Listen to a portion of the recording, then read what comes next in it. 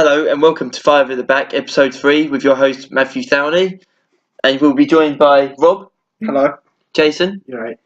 Lee. Hello there. And Kieran. Hello.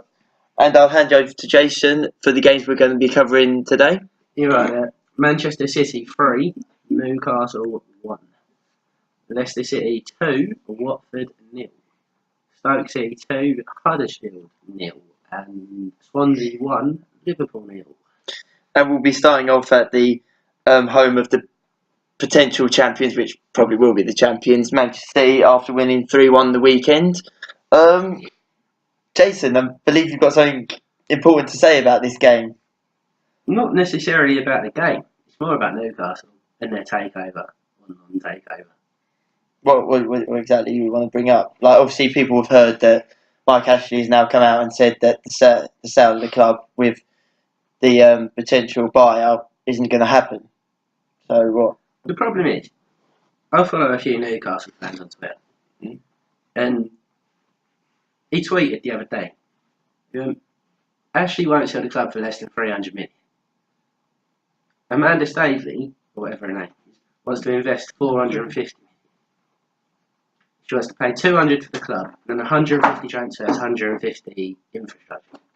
So why not just speed this whole process up, take a month earlier off of this, 75 million transfer, 75 million infrastructure, give Ashley the 300 million he wants, she's got a club, they could have progressed so far in this window, they could already be up.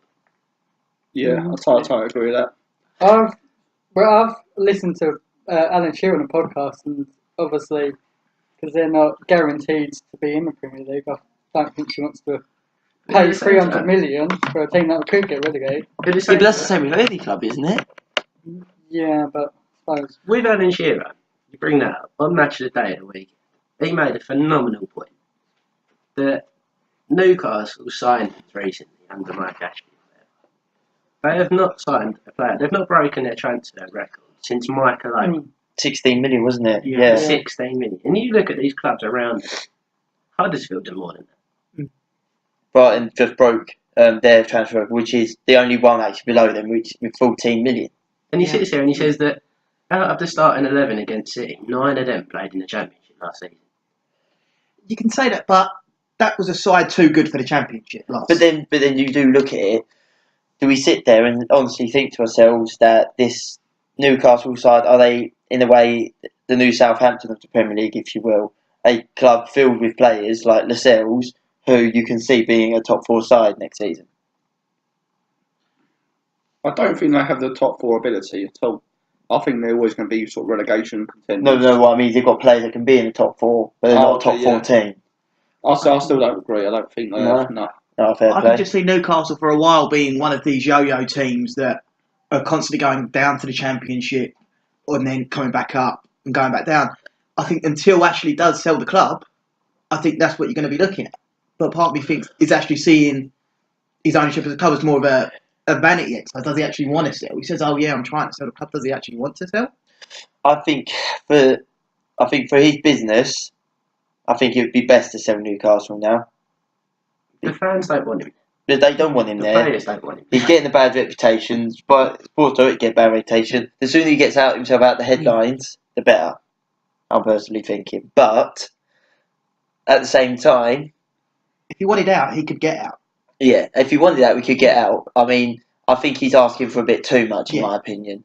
But on the other side of things, moving up the table to right at the top of it, after Aguero scored a hat-trick on the weekend, his second of the season, is he better than Kane?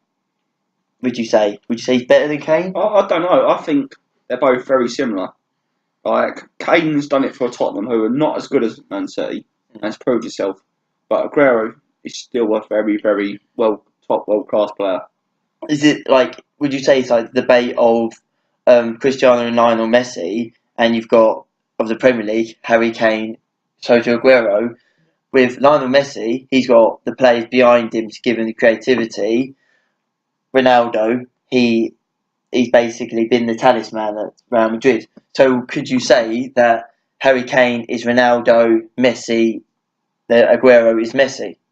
Would that be a fair I suggestion? think that's fair. Yeah, I think that's a very fair point. That at Man City, Aguero gets the service. He gets, he's got De Bruyne behind him, and players of that caliber behind him. Where Harry Kane does have Dele Alli, but it's not that. I don't think you can really. You can't compare that with someone like one of the best midfielders in the world, and Kevin De Bruyne. Exactly.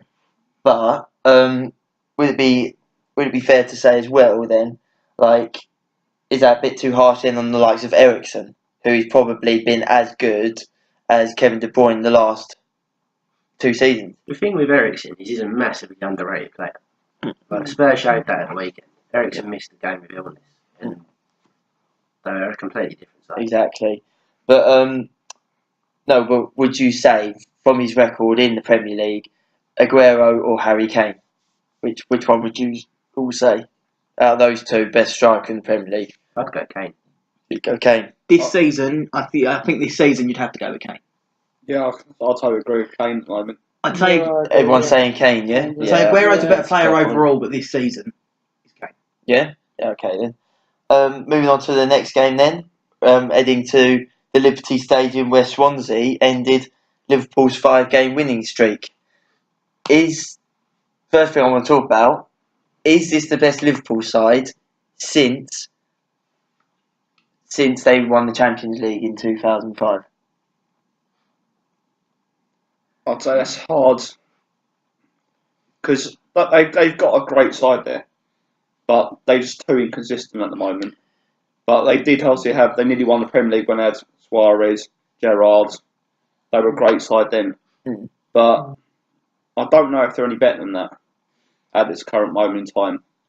But when you look at this Liverpool team, you look at that attacking line, it's so deadly. How many of them would replace that front three in that side that won the Champions League? You would say Milan Baros wouldn't be there. Hands down, he wouldn't be one of them, I don't think. Luis Garcia, he would probably be a good shout to stay in there. But this Liverpool side, all it needs is a bit of fine-tuning, a good goalkeeper. Suddenly, you're looking the best team in the Premier League. Then Liverpool do this all the time. They'll go and beat Man City, who are just unbeaten all season, and then go and lose to Swansea. But earlier in the season, or last season, or whatever it was, they hammered Spurs. Following week, lost to Burnley. It's like against Man City, they managed to score 4 past them, and now they've gone to Swansea and couldn't break the deadlock. But do you think it shows that maybe Van Dijk isn't actually the problem solver that people think he is as well? With him making his Premier League debut, do you think that he isn't making as much of an influence? Or what do you think? We touched on this on the last podcast. With Van Dijk never being at a side where he had to perform. The thing is, people are going to blame Van Dijk for not blame him, but they're going to extra. It was his first start with Swansea. First start against Swansea, and him being the new signing, he was always going to get if they did lose, concede goals. Is it Van Dijk's fault? Well, you've got to look at the whole defence as a whole, and still their keeper troubles. Okay, but you've got to look at it. It's a 75 million signing, so everyone's put a lot of pressure on it as well. To say he's got to perform. He's got to make that back four solid for that price. Okay, so what about we've said about Liverpool and everything like this? Okay, they've lost, but also got credit a Carlos Carvalhal side who've won as many games as Paul Clement did in his time this season. 2 games they've won now, and he's been there since late December. Is this now a bit of a turnaround time for the Swans, or can we still see him going down? I think going down. I think it's a little bit of a case of it's too late. It's too late. It's too late now. It's too late. He already equalled Paul Clement's record, but that's still only 4 wins all season. That's true. That you can't. 4 wins come towards the end of January. That's only 12 points. That's only 12 points. Okay, I'm a couple of draws in there as well, but 4 wins isn't by the end of January. That's not keeping you up. That's not. Thing is, they're not conceding loads, are they? They're not conceding loads. They haven't all season. They've never been thumped by anyone, but they're losing games where they shouldn't be. This is the problem. Games where they should be winning, where they've had the most chances, they've not had a finisher. That's been their problem this season, and that's what Middlesbrough's problem was last season. They had the best defence in the bottom half. Mm. They just couldn't score. I think they scored like 19 goals by the end of the season, which is awful. So, but can we see? So we can't see him staying up, no? He's not going for the No. right targets in this window either. Like, Yeah. they're going for Andre Ayew back, and he could. Don't get me wrong, he could come back and like absolutely smash it again. But at the same time, like people said that about Boney when he went back. Mm. He's True. done nothing. If Ayew comes back and does nothing, is that another little too late? Yeah. Type thing. Yeah.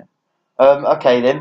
Moving on to the next game, we've got Leicester City who beat Watford 2-0 at the King Power Stadium. Good result for Foxes. Mhm. But as a result, it ended Marco Silva's reign as Watford manager after only 6 months in charge. Yeah. It's, I think after Everton were interested in him, it just doesn't seem to be that interested. I think he wanted to go to Everton, and because that was sort of turned down, blocked, I think he just sort of. It seems like a different person. He didn't really. I wouldn't say he didn't care, but just didn't really have the same attitude. I don't think.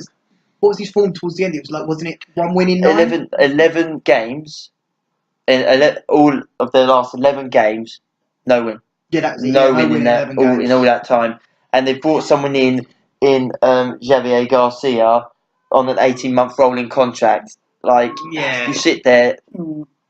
Yeah. do you look at him and think, oh yeah, no, this guy's going to be here for the long run? You can't see it. No. No one at Watford is in it for the long He'll- run anymore, really, to be fair. They go through That- like 2 matches of the season, basically. Right? That 18-month rolling contract is a thing of, we'll get you to the end of the season. If Watford stay up, then it will probably be this manager next season. But that's their out. If they don't, then he'll go again. That's like everyone in the Premier League. How long do you give a manager?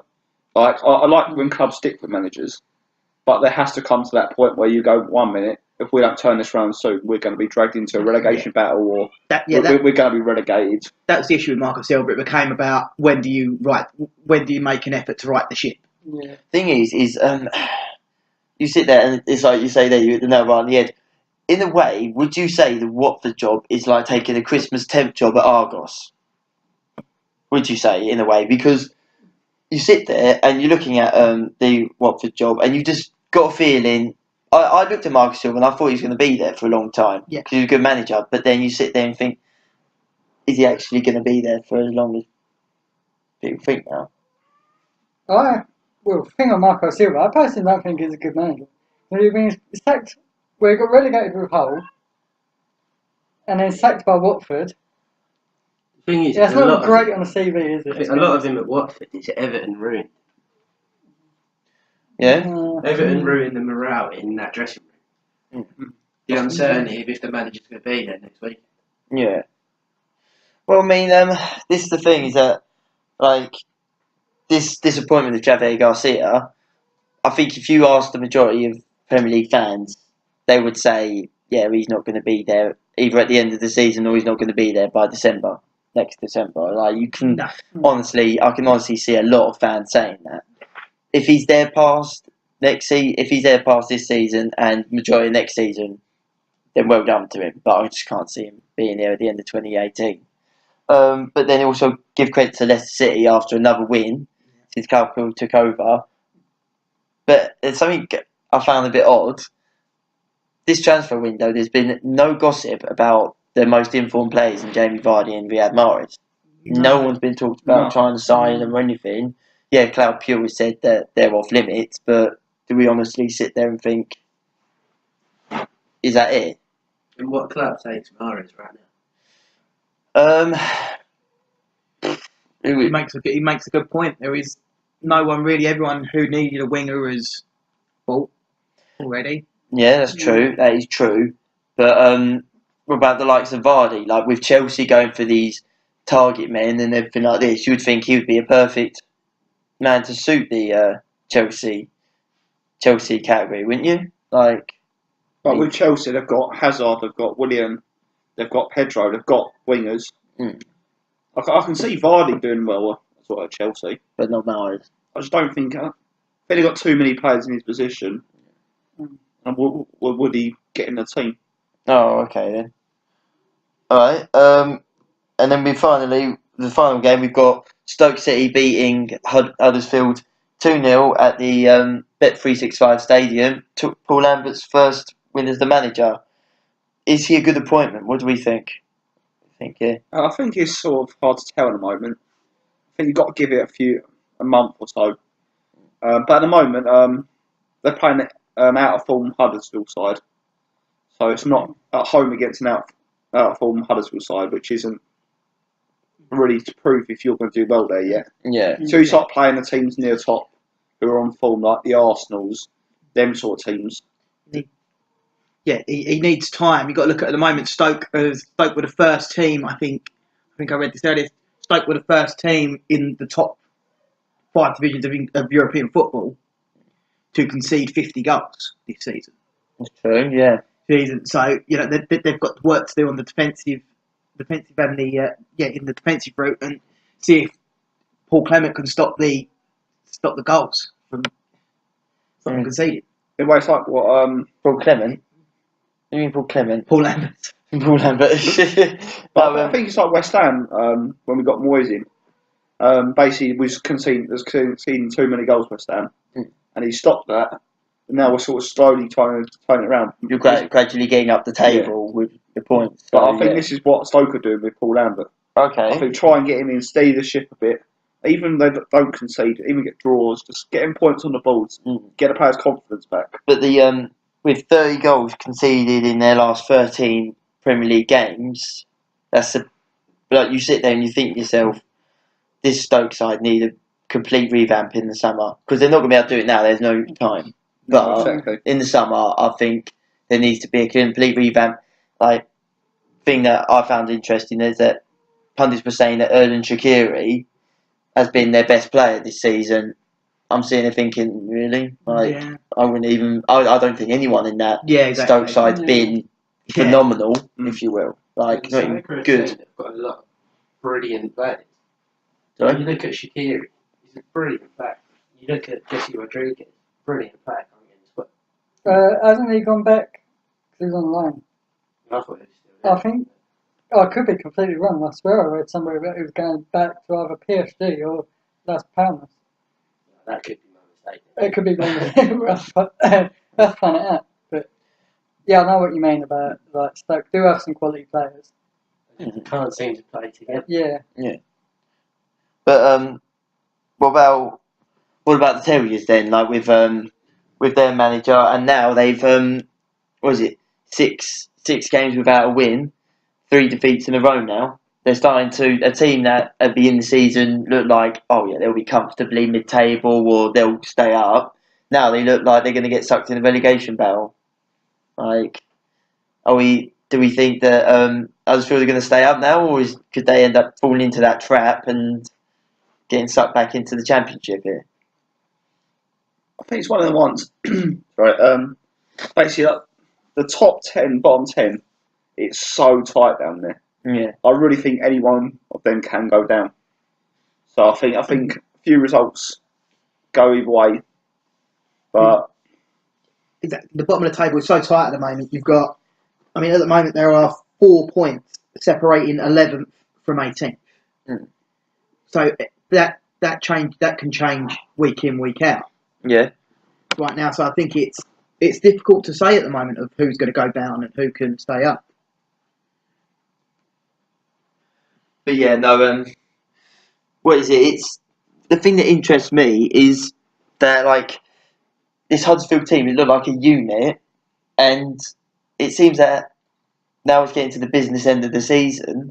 The players have suddenly thought, right, we need to keep it going, everything like that. But they've actually lost fact of just playing the way they have. Teams don't get figured out that quickly. Yeah. As well, so it's interesting to think why they suddenly had this big drop in form. I feel like the top, the 3 teams that come up, I feel like all 3 of them have just still been found out tactically, and that's why they're all doing pretty bad at the minute. Sort of everyone's sort of sussed them out. But I saw a statistic. They said every time Huddersfield scored 2 goals, they haven't lost this season. which that means obviously I don't score 2 goals.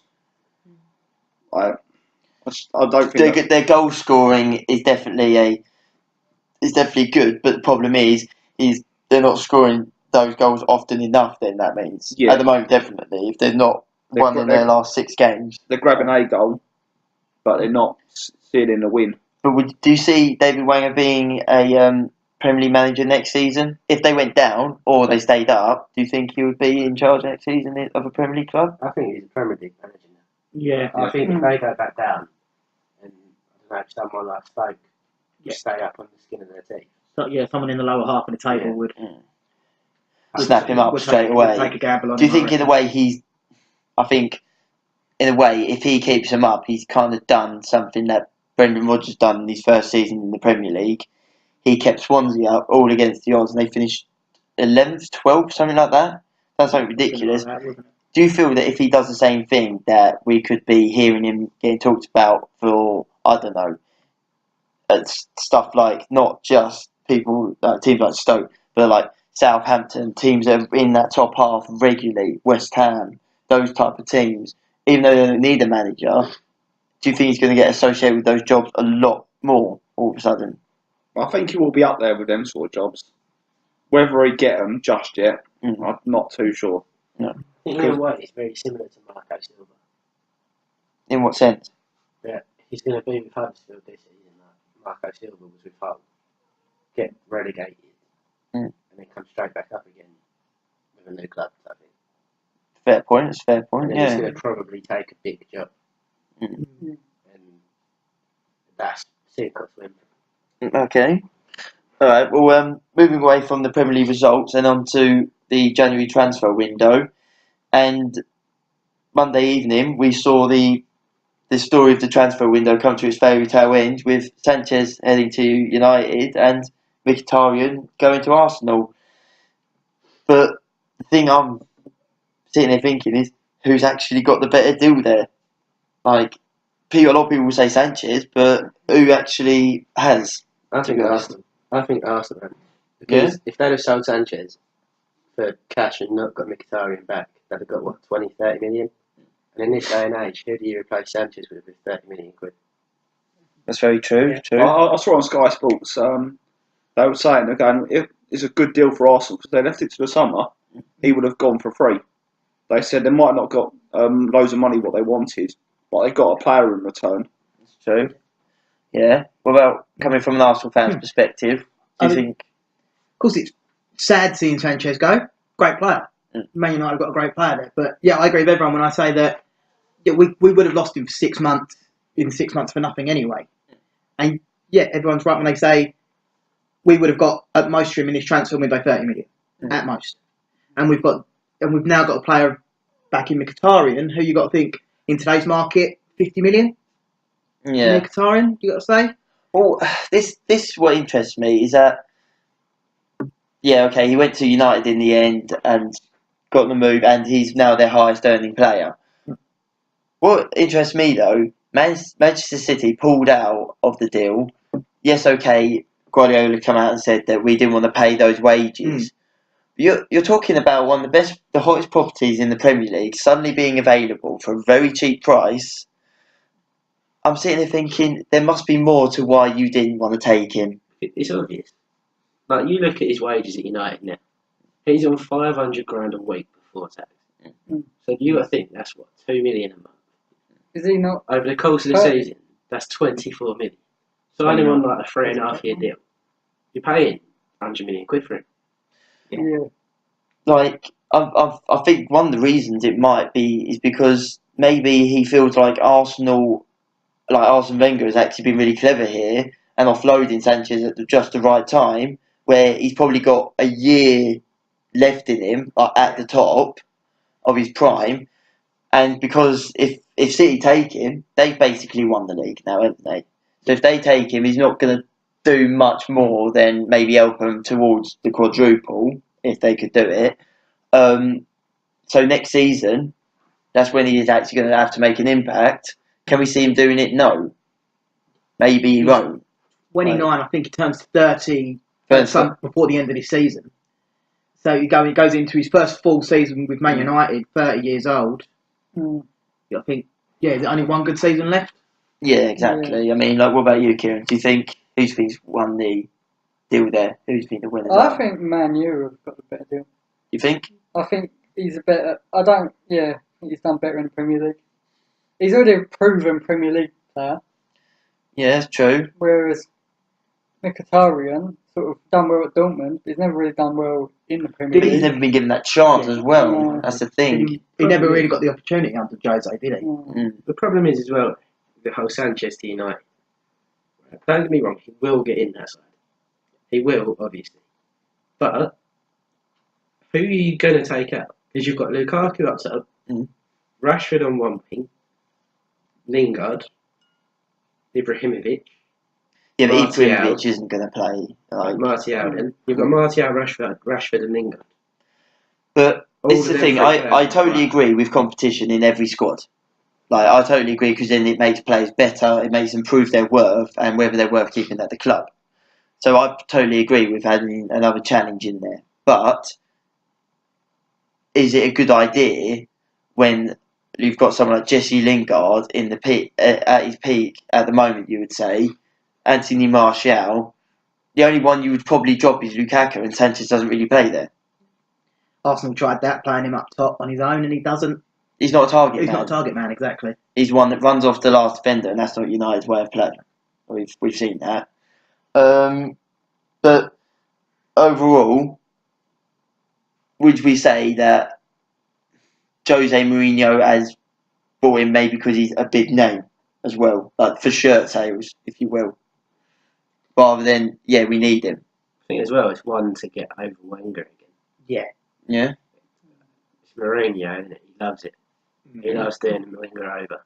And taking the best player for nothing for a player that he doesn't want anyway. Mm. Yeah, that's true. A lot of it, I think, is Jose just flashing the cash. Yeah. Which is something that Jose's Flexing done. the club's muscles. Exactly. That he's done at every club he's been at. Mm. Okay. Alright. And then another talking point that's been going on for near 9 or 2 weeks now is Chelsea's search for a 6-foot striker. And when we say 6-foot striker, we don't mean some of the best strikers in the world. We mean Crouch, Ashley Barnes, Andy Carroll, no offence, Llorente, and Marko Arnautovic, all of which are at least 6 foot. You never know, they might get Kevin Davis out of time. Are we that desperate? Are we that desperate for someone to replace Morata? Is it a case of replacing Morata? Well, as a backup for Morata. Are we that desperate when we got Batshuayi on our bench? Conte doesn't like him. That's the problem. Conte would rather have someone there that's fresh, in a way. I mean, out of that list, and Dzeko as well, who looks like he could actually come to Chelsea. But out of that list of players I just read there, who would we honestly say, do you know what? That's the one I would take out of them. So you got like Arnautovic, Crouch, Barnes, Andy Carroll, and Llorente. Out of those, who would you take? I know who you're going to say. It's hard, really, because I think we've got Andy Carroll, too injury prone. I think there are any other players that will actually fit in Chelsea's squad. Are they good enough for a top 4 team? This is the thing. Honestly, no. All these players, the only thing they would be thinking is, do you know what? That'll make a good paycheck to finish off my career. The only one that makes sense in my head would be Llorente.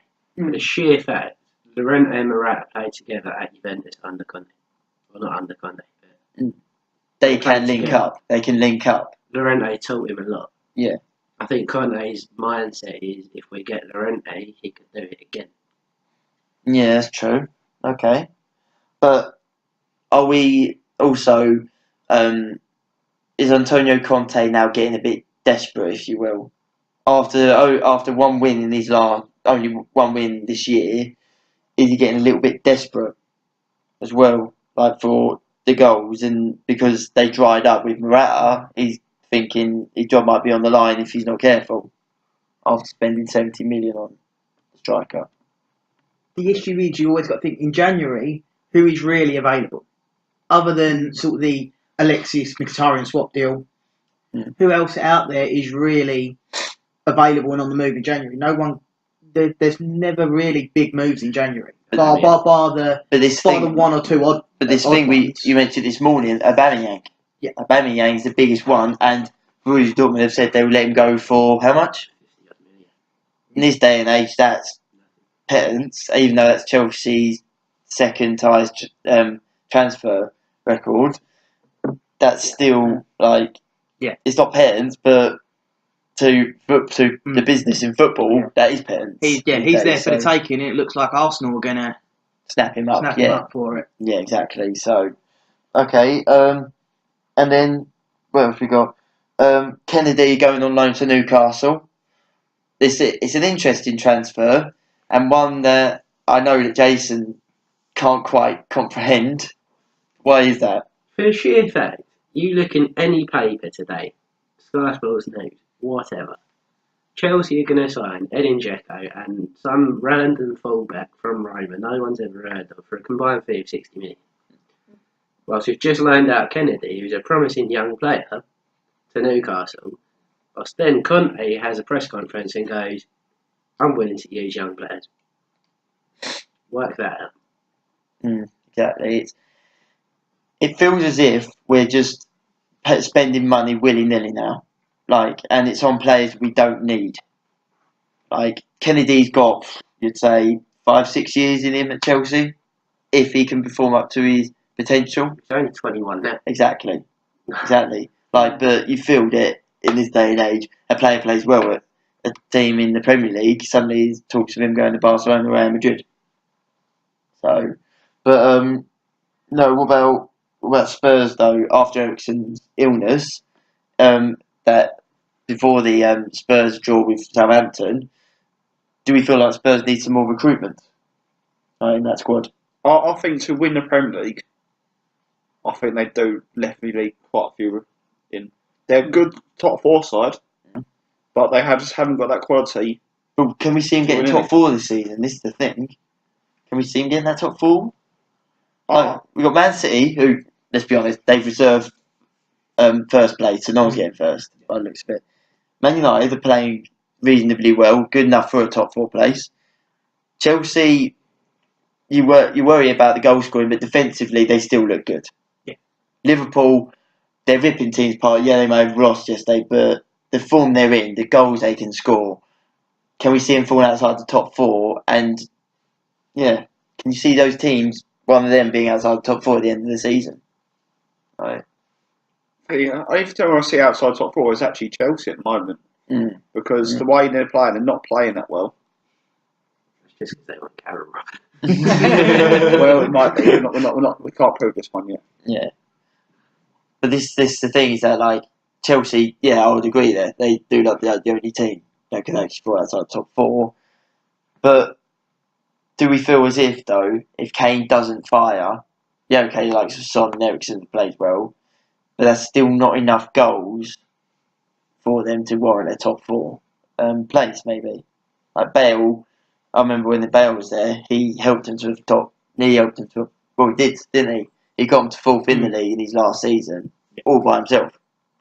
But, and again, yeah, he did score that goal against West Ham. Still like to bring that up. Is that okay? No, it's cracking goals. The cracking one from 30 yards out. Oh, I don't remember that goal. You don't remember it? No? Do you want me to get a replay? No, I don't think it happened. I think it's lying. No, I did not see it. I did not see it. I must have missed that one. You got Arsene Wenger syndrome, yeah? Yeah, right, yeah. I need to see what I want to say. And it's not much for West Ham. And then going down the league with Aaron Lennon signing for Burnley. Obviously with Theo Walcott heading to Everton, do you think that's a good move for both the club and the player? Yeah. Aaron, with Walcott coming in Everton, he was never going to get the game time, was he? Now, so it was definitely the right choice for Lennon to move on. But what about Sean Dyche as well? He's now signed a 4-year deal with Burnley, and after so much speculation about his future, it now looks like he's going to be their long-term manager, and he's now the third third longest serving manager in Premier League history. No, in Premier League history. My bad. That's awful. At the moment, he's the longest serving manager. Do we feel like as if he deserves more, or he should be allowed to make that Burnley side grow, and they should invest in him a lot more?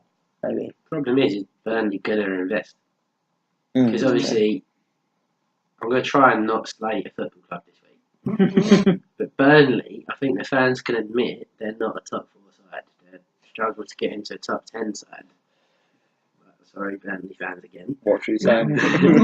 I'm trying not to this week, lads. I'm trying not to. But are they the sort of club that's going to invest 90 million in the window? That's true. Yeah. You got to look at the job Sean Dyche has done so far has been amazing. I mean, they're 8th at the moment. They're comfortably 8th as well. They're 6 points above Everton in 9th. It's the job he's done this season has been incredible. The fact that they had to tie him down to this new contract. If not, in the summer you would have had a bigger job calling for him. Yeah, that's true. I don't think Burnley playing the best football at the moment, but I think he knows how to get them wins. Yeah. He knows what team he's got, and he knows how to win games for that team. Yeah, that's a fair point. And then the final transfer I wanted to go over, I have no idea. So I think it's City has set to sign Athletic Bilbao defender. There we go. For 60 million. It's weird to think that 10 years ago, 60 million for a player was like, you'd be flipping. Like, you'd be like, how are you spending 60 million on a player? Where are you getting that money from? So on and so forth. You'd think there's a scam going on here. 60 million. 60 million, it's like fish and chips to these businessmen now. But do Everton need that defender? Or is it one for just, oh yeah, you're going to be a bench player? Yes, Man City. Did I say City? Oh, I said no. I didn't say it. Oh, yeah. Confusing people now. No. But yeah, Man City. Do look set to sign him. But is he going to be a bench player, or is he going to compete with Otamendi? Is what the question is. I think he's my bench player, to be honest. I can't see him being a starting player week in, week out for him. Yeah. I think it's just if once one of their defenders gets injured, like Otamendi gets injured, we have a quality player to come in. Yeah. Rumours are though he's going to replace Fabian Delph. Fabian Delph. Delph's been playing left back for her, hasn't he? Does Laporte play left back? That's what I thought. I read it. I'm I was sure- a bit like, I thought he was a centre back. Yeah, personally, solid but centre back. If he is going to replace Delph, then maybe Stone's out wide, maybe. Any more stories you want to bring into the fold? No transfer gossip. Lasana Diarra. Thank God, I thought I was going to say that. I was like, you said you all the time before the podcast. Let's mention it. Thank God someone did. Right, go on then. PSG. Go on then. You've What? got to love Lasana Diarra. The traveller. He's an interesting player. He's not talked about loads, but yet seems to go to the biggest clubs. He's played for Chelsea, Arsenal, Spurs, PSG, Real Madrid. No, but you sit there and you think to yourself, how come no big club is ever linked to him, but the moment that he becomes available, everyone suddenly wants him? He always moves on a free as well. Yeah. Yeah. Every single time he moves on a free. But why do big clubs want him? What is it about him? I remember him at Chelsea, and I'll be honest, I never rated him. And then he's gone to Real Madrid. Yeah. He's on the Portsmouth. Yeah, I know Portsmouth is like the big club now, but it was at that point. And now he's at PSG. Like, you sit there and think... Yeah, Arsenal and Spurs in there. Yeah. Between that. Yeah. Oh yeah, Arsenal Spurs as well. So, why does he deserve this big move to PSG? Like... He's a squad player now, isn't he? You've got to give credit to his agent. However he pulls off these moves. He must be a stripper. He must be, surely. Right, you haven't met. It was that one night out. Alright, well, we'll wrap it up there, guys. Thanks for listening, guys, and it's goodbye from the team. See you later. So, Au revoir. Yeah. And we'll see you next time.